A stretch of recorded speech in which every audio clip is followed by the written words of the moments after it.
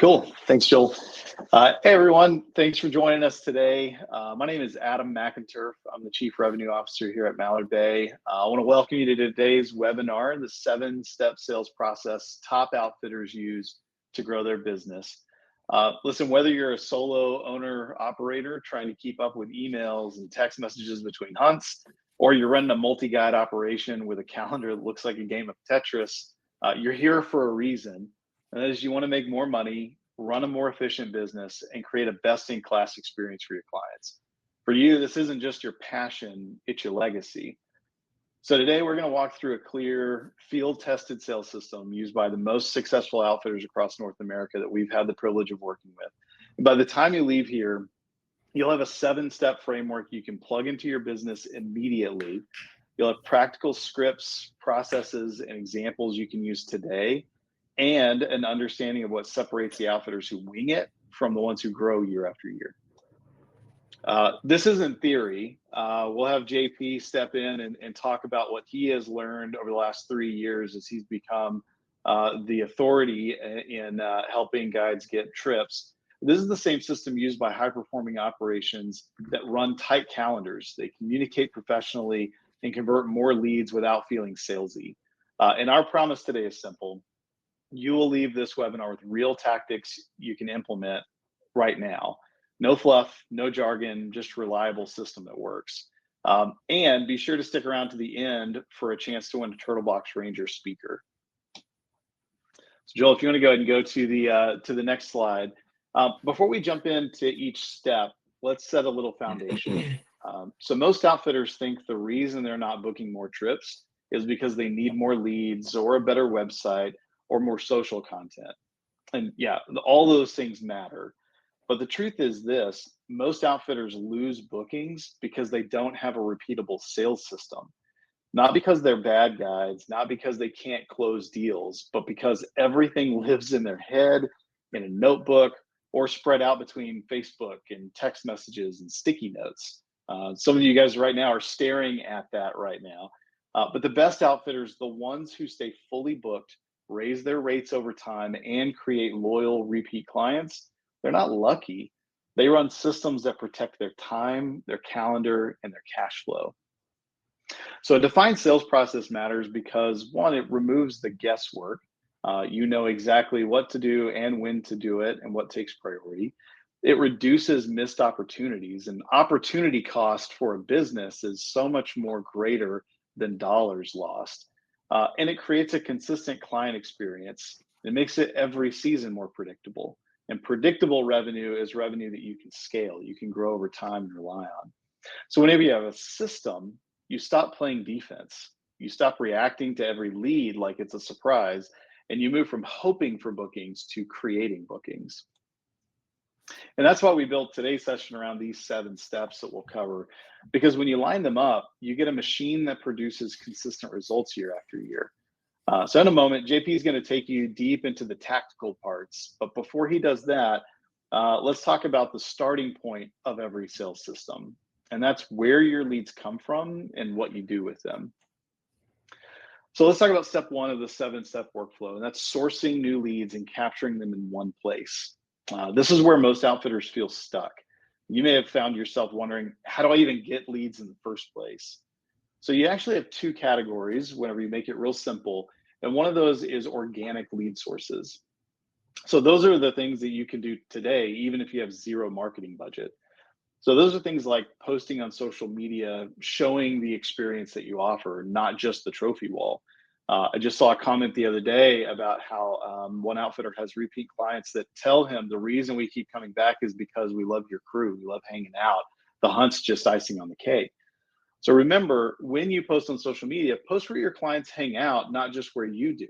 If you find yourself gravitating just towards Facebook, go into Instagram, into TikTok, look at those different things, even Reddit. Reddit's a growing source of information and an authority on getting answers to questions that people have. So make sure you know where your clients are so you can meet them there. You need a website that's simple, clear, and up to date. So many outfitters launch a website on day 1 and they think that they're set, but 10 years later, they still have the same content that they started out with. So you always want to make sure that that is your personality, your visibility on the web. Basic content on those websites like blogs, frequently asked questions, short videos, engaging stories or day in the life type content. All of that can keep the experience your clients have when they find you online fresh and relevant, and what it is they're looking for. So all of those things build awareness and help people discover you. So the other category are paid lead sources. Those are the leads that you pay to get, and you get what you pay for. Once you're ready to add fuel to that fire, you can layer in paid channels, things like Google ads. And Google isn't just search, but it is the traditional search engine text ads that you get, those sponsored links that show up at the top. Surprisingly large number of people that go to Google or their search engine to find things that they're looking for will go to one of those top three results, even when they're sponsored. So don't undervalue the relevance of those when people go out looking for new trips. The other one are image ads. Now, this is retargeting or remarketing. So when people go to look for their next adventure, maybe they get to your site, maybe they don't. But as they start going to different websites and collect those cookies, your ad can show up on third-party websites that they visit. Even if they go to weather.com, they can see an ad for the trips that you offer right there on that website and end up back looking at your trips and booking with you. And then also ads on Facebook and Instagram that show in your client's feed as they scroll. That's really important. We all know that that's where a lot of people live whenever they have downtime, sometimes whenever they should be doing other things. But that's where your clients are going to find you, is most organically where they spend that time. So make sure that you show up there. And it's not just a seasonal thing. You need to have that digital billboard up all throughout the year so that when your client goes shopping for that next trip, that you're part of that conversation. That's a mistake we see a lot of outfitters make, is that they think during the season when your books are full and you're busy guiding, you can take down those ads. But the client that didn't book this year may be sitting around the table at Thanksgiving or around with family during Christmas, and they're talking about a buddy of theirs that just went on a trip, and they're thinking, hey, that's what we should do next Christmas, next Thanksgiving. And they may be going out right now to book that trip a year from now. And again, if you're not in those searches, you're not part of the conversation. So all those things help you scale by getting in front of your clients that are actively looking to book, even if that's into the future. The content matters at every stage. So if you think of your leads as a funnel that's wider at the top, skinny at the bottom, at top of funnel, it's all about discovery and awareness. Are you being found when clients are looking for trips you offer? The middle of the funnel, your clients are evaluating their options and comparing them. How do your experiences stack up against the competition? And then at the bottom of the funnel, that's where decisions are made and trips are booked. Many outfitters jump straight to that part. It's the sexiest, it's the most attractive, and that's where the money's made. But consistency at the top of the funnel is what creates more chances to close. And that's what fills your calendar in the months ahead. But here's the part most outfitters overlook. It's that every single lead needs a home. You may have heard this with finances, that every dollar needs a name. It's no different with those inquiries that come in. And whether that's a handwritten notebook, a Google sheet, or an outfitter management system that's built for operations in the field, you got to have a place where all of those things go to keep them straight. Your leads shouldn't live in your text messages. That may be hard to hear, but if you don't have everything in one place, you can't track where those leads come from, who's hot, who's cold, where your follow-ups are or falling through the cracks. So later on, we'll show you how modern outfitters manage all of this inside Mallard Bay, but the principle stays the same no matter what tool you use. If you capture leads consistently and organize them in one place, you've already separated yourself from 90% of the industry. So from here, I'm going to hand it off to JP to take you on to step two. Again, JP has been with Mallard Bay for the last 3 years, and he's really become an authority on what sells trips, not just as something else for a sportsman to do, the next hunt, the next kill, the next trophy, but to actually live out those experiences and help outfitters sell them. So JP, I'll hand it over to you. Yeah, thanks, Adam. And It's been a great 3 years learning how to do this. I had a background in sales from a insurance brokerage from State Farm after college, and after that, I realized how much I hated selling things people don't want rather than selling things people do want. Like this is luxury selling versus things that people needed, and that's a good mindset to know when you are calling your leads because this isn't something that people need. This is something people are wanting to go on. They want to go on vacation, and it makes the sale so much different. And there are steps to really hone in and make sure that we're doing everything that we need to do to make sure that lead, is going to go through the funnel and end up closing. And the first step is speed to lead here. After you have a place, a home for them, a way to get them in, we need to attack them. And attacking them early increases your ability to sell that hunt so much more. I mean, how many things do you click in a day and forget about 30 minutes later? Within 30 minutes of a call, if they click and you can call them within 30 minutes, you are selling that hunt way more so than you are if you call them 24, 48, 72 hours later. After 72 hours, I would deem a lead cold. I mean, they've completely forgot about what they clicked 3 days ago. So it's extremely important that we are hopping on them as soon as possible, whether that you're putting them in like an Excel, tagging them, or they're coming in. We're refreshing it when we sit down to do it, and calling the first ones that came in. It's really important also to have somebody in your business doing this. This is their role, whether it's a guide or it's the owner, whoever is, it takes a personality to sell hunts. It takes a personality to get on the phone constantly and go through tons and tons of calls and talk to 15, 25. I've done 120 people in a day calling just nonstop. That takes a certain person, and the person who doesn't like to talk to people, that's okay. That's not what they do. But having somebody to do that and knowing that's their job, that's very important.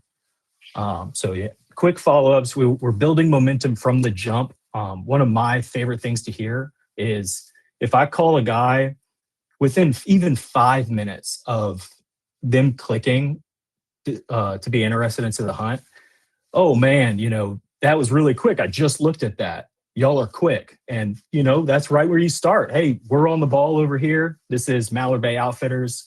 I saw that you were interested. And boom, you have proven that you're about your business and you're interested in us. And we want to tell you why we're at the place that you need to go. And that's kind of when we're going to get into step 3, which is discovery and qualification. And really the most important thing here is qualifying the lead. We're just teeing this up. I think 5% of calls you will close on your first call, and that's just lucky. I mean, that guy was already ready. He saw it. He clicked into the website. You'll never get that. They'll never look at your website, but this guy clicked, he did his research, and he was just ready to book. He was just waiting for somebody to talk to. The other 95% of the guys, you're going to have to qualify. You're going to have to talk to. And there's really good ways to do this. One of them is getting a string of yeses out of them. There are studies from, car salesmen, insurance salesmen, that the more times that you get people to say yes you're more likely to sell your product to them. You're training their brain just to keep saying yes, yes, yes. And we do these through series of questions that are very easy to answer. Hey, this is Mallard Bay Outfitters. We saw that you were interested. They'll come with something. Well, do you hunt back at home? Yeah, we hunt at home. They'll tell you a story about that. Were you looking to go hunting this year? Did you want to go hunt in 2025? Yes, we did. We were putting a group together. We want to go hunting. That's 2 yeses. And then some other questions. Have you gone with outfitters in the past? Most people have hunted in the past. Ask about that experience. If it was good, if it was bad, how we can relate to that. This is, we're training them to say yes, answer questions, and getting to know them. Very important to be super confident here. Never to act desperate. Like, we really just need you to fill these dates because we're lacking in dates, we're confident in their ability to let you come hunt here and do that. Also, another important thing here is you're the expert. A lot of these people, they don't know what it takes to go into hunting. They don't know what it takes to travel 100, 150 miles a day within the same city, just looking at fields and trying to find birds. They don't know what that takes. So that kind of goes into, following up with them, as well as in the next step. I kind of went ahead, but following up is also very important. The most important step here is following up. We always said in my previous job, the sale is in the follow-up, and it is so true, because there's never a call on the first call where you will sell besides those lucky ones. It takes 1, 2, 3, 7 different times you have to contact these people, and that can be very tough. That's kind of, I think, the largest growing point in salesmen is their ability to continuously follow up. If you can't, be attentive to your follow-up cycle, then you're going to lack as a salesperson.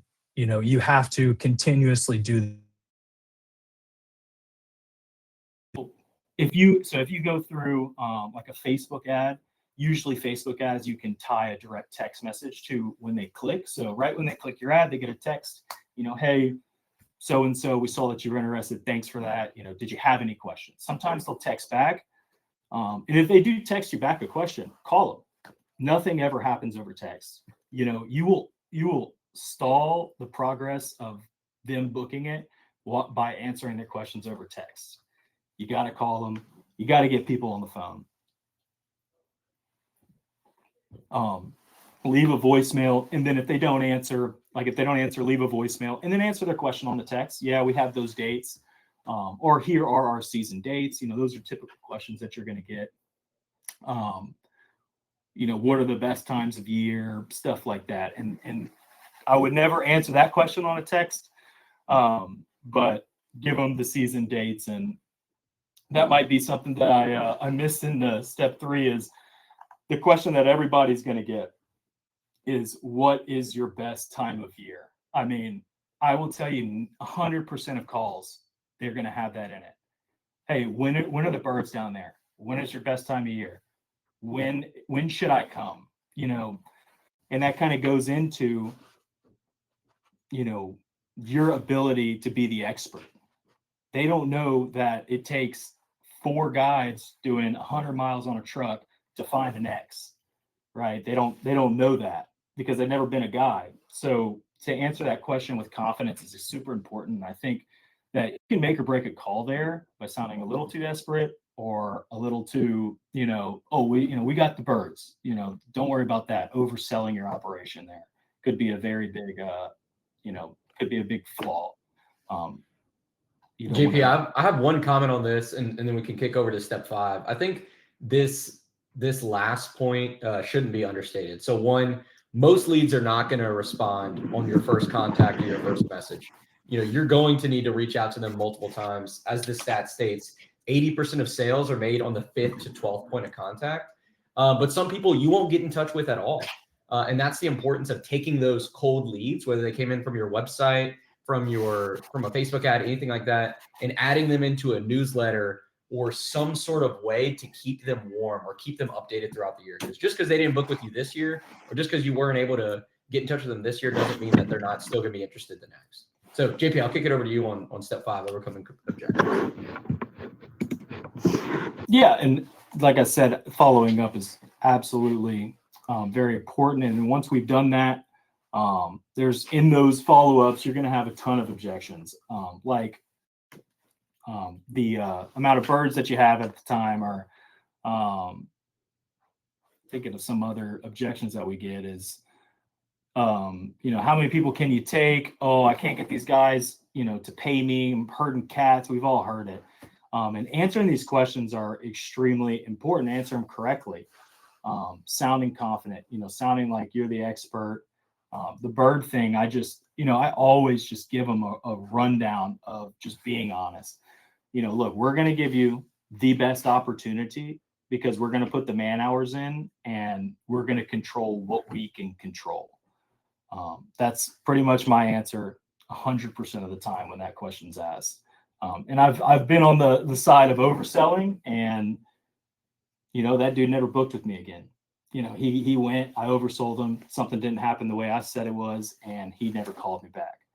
And that happens, but we're guys to trend in year out. And that's another thing I tell people all the time is, I want you to call me again next year and when you're looking for a hunt. So selling trust, but also, selling it with urgency, and stuff like that. Let me see. And we want to absolutely set a deadline for people to book, right? People will string you along until the season's over, and then string you along that summer till the next season if you don't set a deadline for them. Hey, I'm going to call you this day and I'm going to send you a quote, and try to get your guys together, because if we don't have you booked by then, I'm going to have to just give it to that other group that I spoke to you about. And that can overcome a lot of stuff right there. Is always plan the next call, always have a running calendar of people to call, as far as following up with them. Set that call within 2 days, 3 days. Hey, when's the next best time? Are you always good around 12 o'clock? Are you always good around 1? Is Tuesday usually your day to call and talk about things? Are you going to see these guys over the weekend? I mean, seriously, you really want to go into detail with them, because you want to qualify them as much as you can, so that you're not wasting your time, that you can move on, or they can move on. We're trying to help them book a hunt in the best way possible, so that they continue to do so,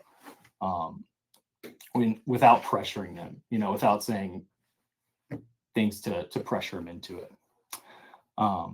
And once we've done all of the above steps, following up, discovering. Hey, JP. Hey, yeah. Real quick, before we move on to step 7, there's something that I think is really important to distinguish between steps 1 through 4 and steps 5 and 6. And that is where you go from steps 1 through 4, when it's all about working the lead, making the calls, doing the follow-ups, putting people into newsletters, and that takes a level of effort. Those are usually the things that we know that we need to do, but we don't want to do, right? And it's usually like picking up the phone, making that extra call. It's because you feel the sense of urgency on so many other parts of the business, but they're very crucial to making sure that you are giving yourself all those attempts that it may take to actually get a connection with somebody. Steps 5 and 6, where it's actually the hardest part of asking someone for their money, and that commitment that's the part that you actually want to do, but we often find ourselves hitting a wall of like, I don't know how to ask it. I don't know what to ask for. And if they tell me no, I don't know how to overcome that. And so think of it as, whenever it comes time to close the deal, more about the trips and experiences that you offer than anyone else. And you should get them to a point where you're thinking, why wouldn't we book this trip right now? And have that level of confidence, and being able to assert that confidence into that relationship with the client, that makes them as excited as you are to come on that trip as you are to provide it. And then whenever it comes to trying to figure out what may be keeping someone from saying, yes, let's book it, is whenever they say, I'm going to need to think about it, or I'm going to need to get with my buddies and see if everything works good. Then, if it's, I need to think about it, the best way to turn that around is go, oh, really? Why is that? And get them to explain to you their thought process, because you may find something that trip insurance helps with, that flexibility helps with, or it may just be a point to where you say, hey, let me get you out a written quote, right? Let me get something penciled on the calendar so we can lock in those dates. But if you don't first ask that initial question that has a yes or no response, and it's okay if the answer is no, then a lot of times you'll have people that are just calling for information. You're just giving them the information, and then you never hear from them again. So be sure and ask the yes or no question of, are they ready to book now? And when the answer is no, work through that with them, figure out why and what you can do to help make that decision even clearer and easier for them. Absolutely. And now that we have done all of these steps, we've nailed the steps so well that we can go on to the best step. My favorite thing to do, and that's close deals. Right? The things that puts the gas in the truck, that keeps the lodge going up and up and food on the table, and it's closing the deal. And it didn't come because you called them 3 times and, hey, how are you doing? Hey, do you want to book it? And hey, are you ready? It's because we answered all their questions for 7 days straight. We called them immediately within 30 minutes of them coming in, and we did our steps so well that this is the easiest part of it, right? We made the hardest, which is the hardest part, is asking somebody for money, right? We're basically saying, hey, we're ready to take a deposit. And that can be very hard for some people, but because we've done the other things so well, we've made this part so easy that they already know why we're calling. Hey, we're ready. We're ready to go ahead. And if they're not, we're booking another call. And this is the final call that, hey, on Friday, I'm going to call you. We're going to go ahead and book it. Make sure you're ready. Or, hey, I'm going to send you this quote and you can book it on this quote. We have, those 6 slots open for those dates, and we're going to go ahead and book it. Let me know if you need any help booking it up. Taking a card over the phone and stuff like that. We set up a call to make sure that they know that this call is about that. And that's super important. This is basically where it all comes together. This is what you did for 7 days. This is you buying those leads to get them in here. And this is the best part of it is closing the deal and getting them over here. And then you got to fulfill what you promised, right? And like I wanted to also harp on, this can be very hard as well. It takes some time to get used to a lot of these processes, a lot of the conversations that you have. And especially, hey man, we need that $7,000 deposit today if you really want those dates. That's a hard question to ask. That's a lot of money, and that's a lot of people that he's bringing in and bringing on this hunt. So you do get used to it, but it's extremely difficult, and it's okay to have to get used to this part of the closing the deal. But after that, we've closed them. They're coming. It's your time to execute. We need to execute on the hunt. Control your controllables, do what you sold to them. If things go well, make sure they know it's going well, tell them to post you, stuff like that. One thing that we've learned to tell outfitters, and what I've learned to do, is right within about a week of them hunting, you got to give them a couple days to get home, say hi to the family. They probably need to catch up on work, give them about a week, but call them. Ask how it was. Ask about their experience. Let them give you the whole story. Take them through memory lane of, I'm probably never forgetting that hunt. And then that is the best time to say, well, hey, do you want to just take those dates again next year? Do you want to try different dates next year? You want to go for a later date? See if you want to do it when it's even colder. And if you've done everything even before that, all the other steps correctly, this is when the most important thing comes, and that's retaining a client, right? Keeping a client for years and years is the best thing outfitters can do. It is the bread and butter of the business, is the retention of clients. It's the bread and butter of my business of selling hunters. As many hunts as I sell for new guys, my old guys keep my boat flowing. They keep it going. So definitely extremely important, and call them after, you want to be their friend so that they feel like they got to come back, right? So I'll pass it back over to Joel. Yeah, so I'm going to kick it over actually in a little bit to Connor here, one of our outfitters, who's been with us for several years to provide some of his real life insights, questions, tactics, tips that he's seen from the last several years of doing this. But I think this last point of surprise, delight, and execute is so important, right? People are going to remember how they feel, whether that's even that on that last day when they're leaving the lodge, but also in that follow up, right? When you're reminding them of the positive parts of their experience. And tagging the group leaders, using collaborative posts with whoever was on that group is a great way to get in front of their collective audiences and show them having a great time, which could lead to new leads coming in as well. So with that, I'm going to kick it over to Connor. He is the owner at Great Lakes Guided Outdoors up in Michigan. He also guides up and down the flyway. He's currently in Oklahoma with another outfitter, Prairie Red Outfitters. But he is someone that I have learned so much in the world of sales, and I know that he has a couple things to share here. And you can always also grab some time with him after this call. Happy to connect you if you want to learn more on a one-to-one basis. But Connor, I'll turn it over to you. Any specific scenarios or things you really want to double tap and highlight before we move on to the end of it? All right, awesome. Well, hey, thanks for the intro. I'll take it away from there. Just forgive me. I did not get much heads up to be on this call, so it may be a little bit out of order or unorganized, but I think JP, you and Adam, everybody had some really great points, so I'll try and springboard off some of those. Everybody has different styles or different strokes for different folks, if you will. I may have a couple different opinions. It doesn't mean that mine are right or theirs are wrong or vice versa. I think sometimes it's good to have different opinions like that. But the one thing that it all boils down to with having a system like this is, and I think it's in Mallard Bay's catch line, that you're trying to save outfitters time.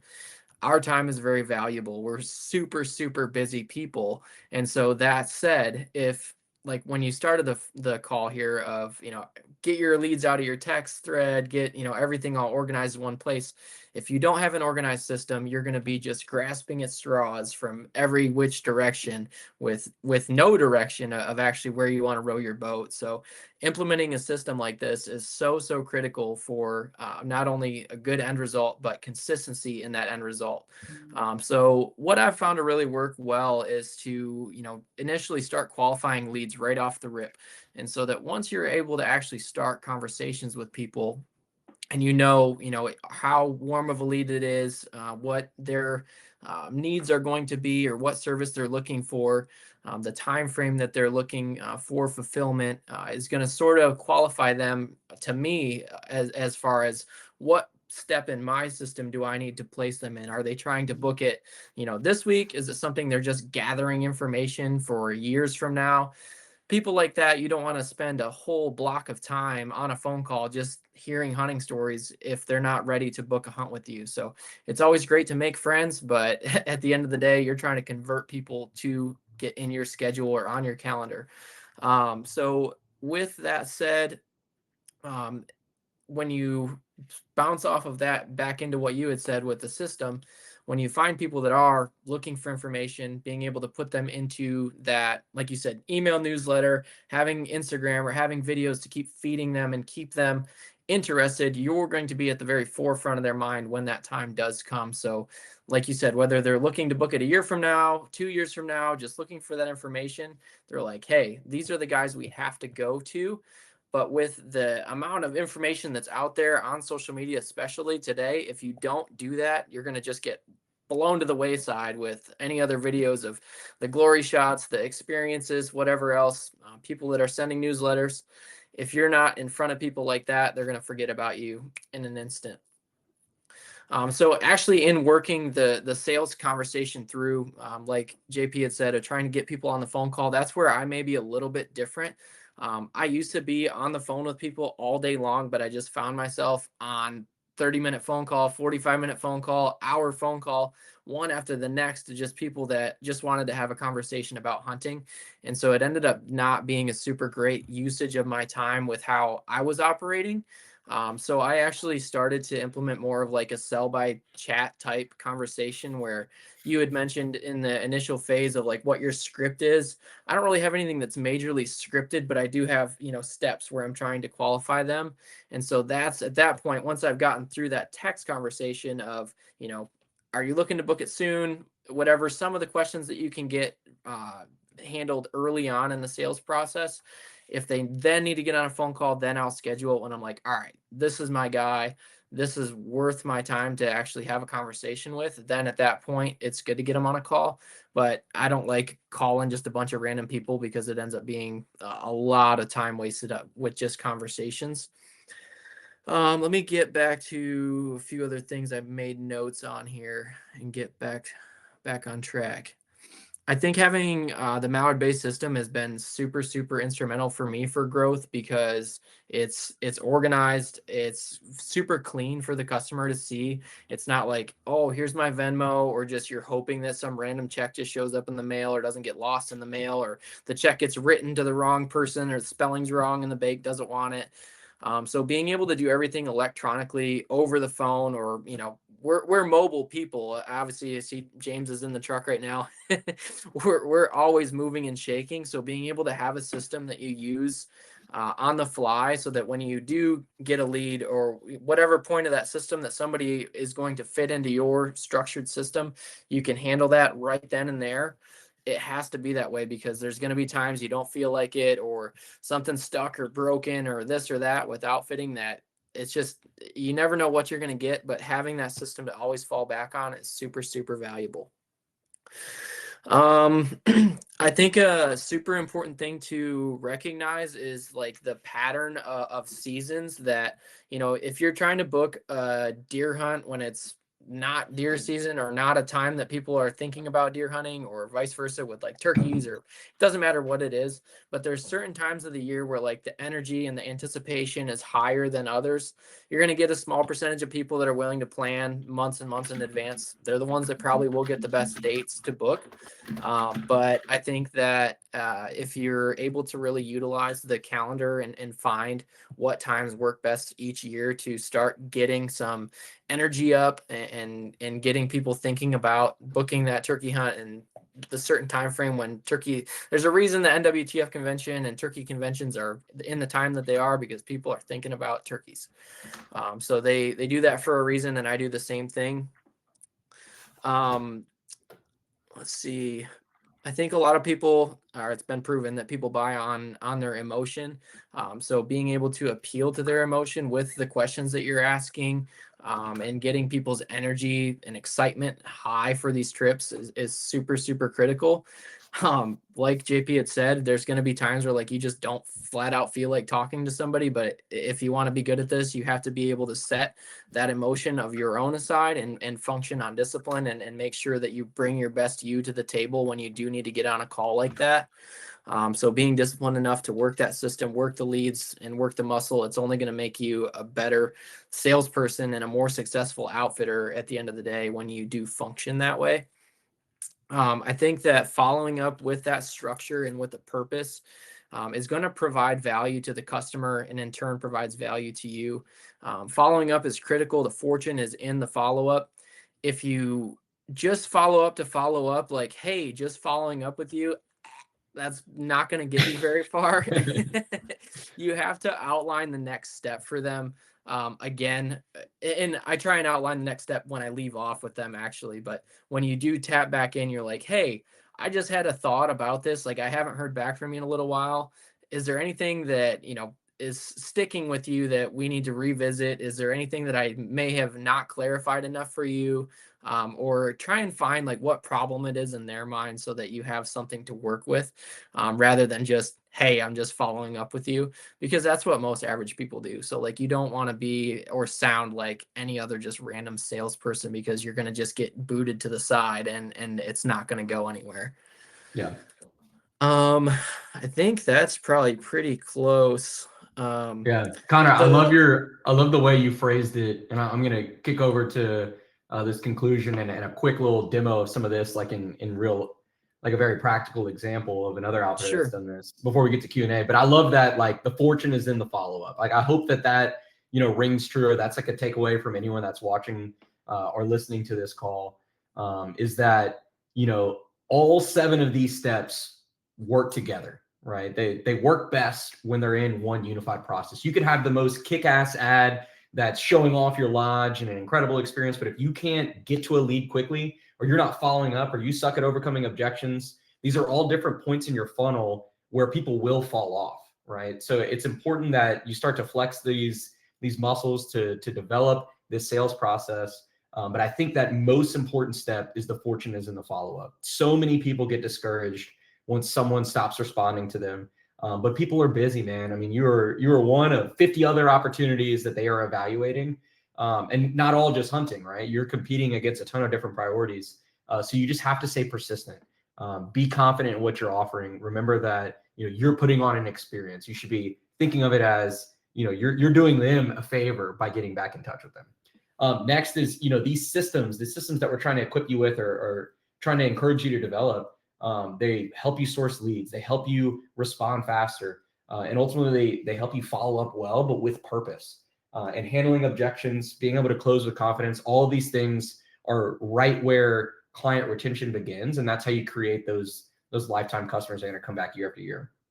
And from, the 300 plus outfitters that we're currently working with, this is the backbone. A solid sales and follow-up process is the backbone of some of the strongest businesses that we work with. So real quick, I'm going to hop into a 3 to 5 minute demo of how Mallard Bay can actually help to alleviate these problems. So not saying that you can't figure out a lot of these things on your own with Google Sheet or with a notebook or taking payments over Venmo. But what we're really trying to impress upon you guys is that there's an easier way. And whether you need help at the top of funnel in developing high quality ads with a better website, whatever it is that you need, we're here to help. And we really see ourselves as, the all-in-one outfitter experience management platform that's here to help you grow. And so I think that these guys, Gulf of America Outfitters, who we had on the last call, are a really good example of working from top to the bottom of the funnel. So at the top here, I'm looking at Facebook ads library. This is a really helpful tip to anybody watching. If you want to see what kind of ads your competitors are running, you can go to Facebook ads library and put in their name, and you can see all the ads that they're running. So here you can see an example of where they are, running different types of top of funnel ads. Some that are talking about why come to Louisiana in general. Some that are talking about pursuits like tuna fishing, and then also specifics on why go fish with them. What is it that makes them different?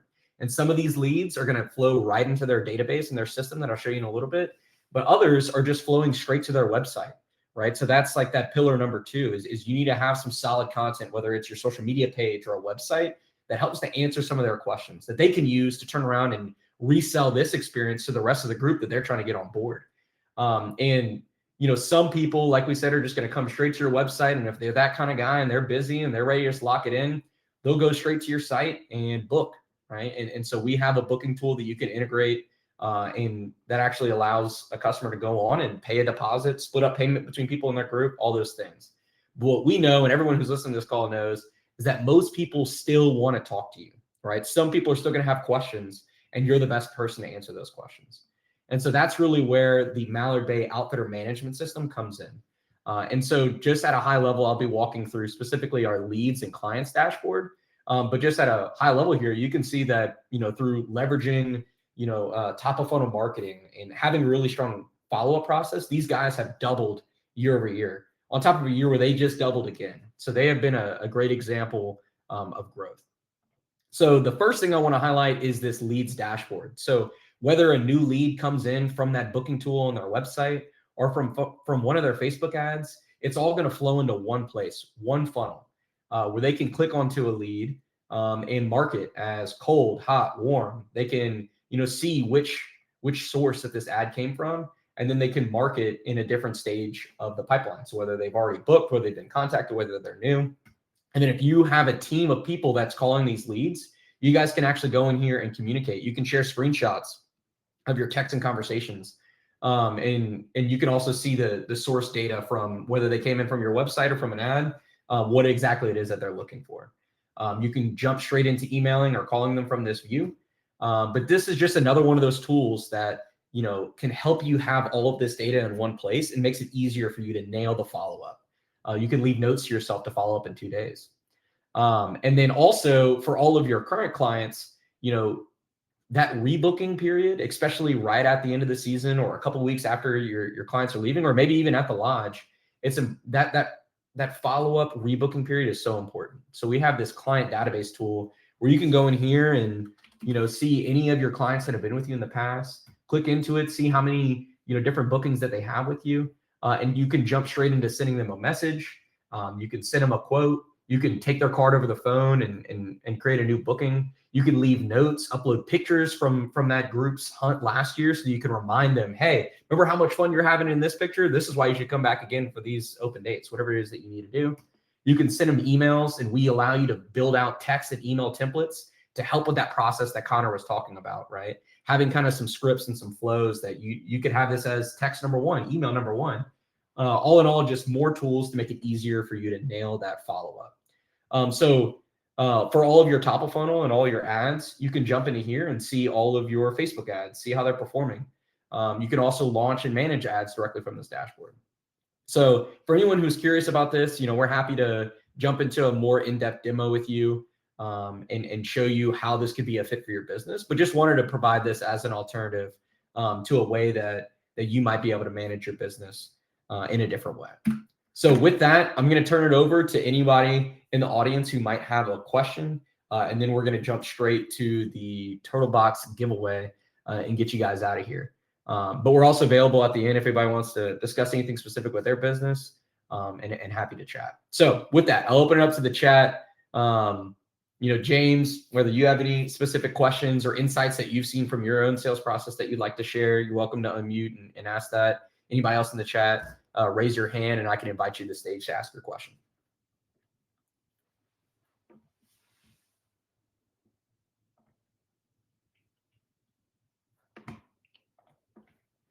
All right, James, I think I might have you muted. Let me see. See if it gives you the option at the bottom. There's a microphone that should give you the option to unmute.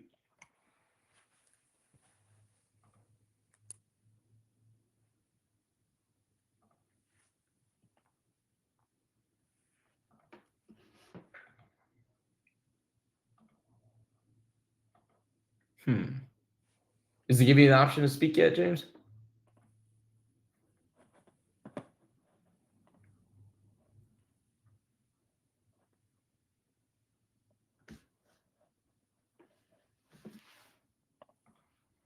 Trying to see if I can just override it, but it won't let me. In the meantime, while he tries to figure out his mic issue, if anybody else has a question, you're more welcome to ask.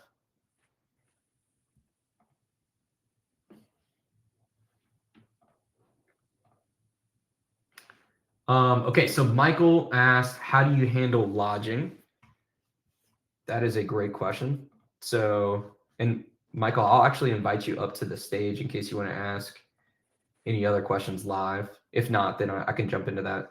But basically, within the dashboard, and I'm going to go ahead and reshare my screen. Oh, I'm already sharing. There we go. All right, James, we can hear you now. So right after I answer this question, then we can jump into the question or comment that you had. But basically, Michael, to answer your question, inside of your dashboard, when you're setting up your outfitter page, you can go in here to resources and add all of your different types of lodges. So these guys have, 4 different lodges. They can go in here and upload their capacity. They can add, different rooms that might be available within this lodge.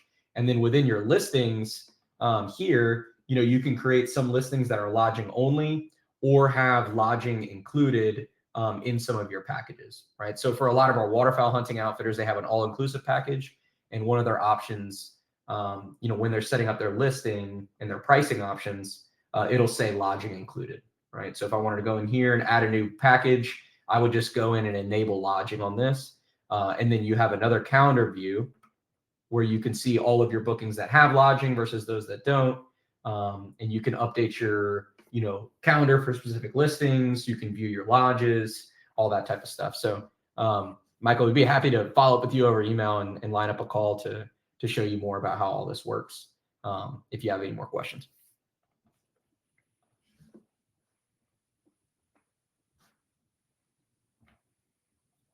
All right, James, I think if you can still hear us, I might have to re-invite you up to the stage. Let me see. But I'd love to hear your thoughts and any questions that you might have.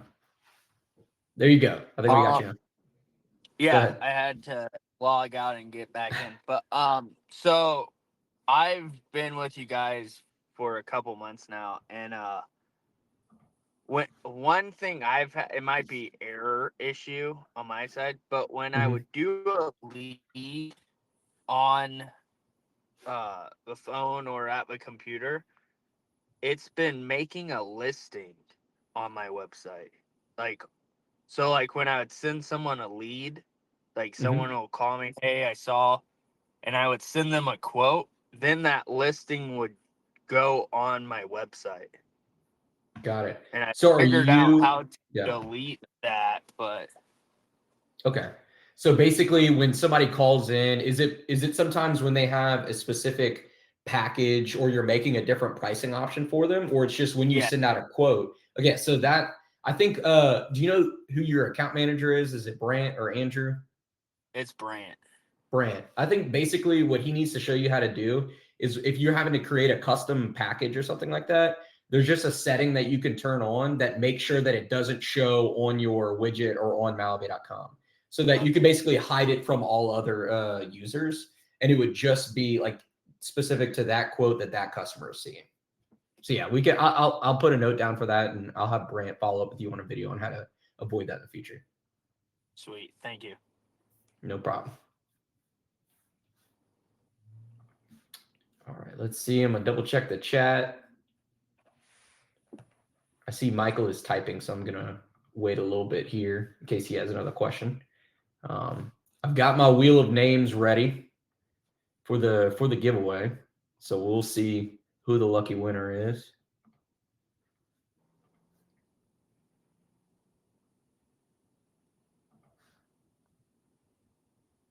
All right, I think he stopped sharing. So,